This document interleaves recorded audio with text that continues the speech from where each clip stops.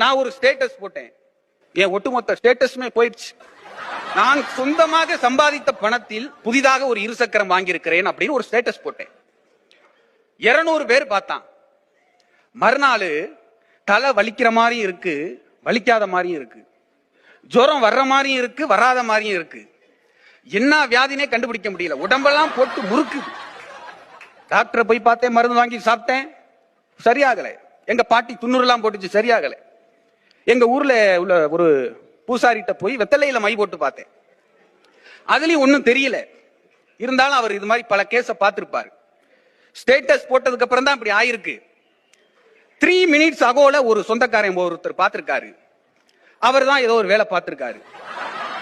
நான் கேட்டேன், ஏதாவது பரிகாரம் சொல்லுங்க சாமி. முள்ளால தான் எடுக்கணும், அது மாதிரி வச்ச ஸ்டேட்டஸால தான் எடுக்கணும். உடனே வீட்டுக்கு போய் நான் வாங்கின இருசக்கர வாகனம் விபத்தாயிருச்சுன்னு ஸ்டேட்டஸ் வையினாங்க. நானும் வச்சேன்.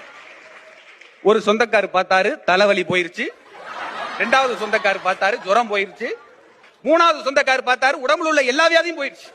இப்ப நான் ரொம்ப மகிழ்ச்சியா இருக்கேன். நான் ஒரு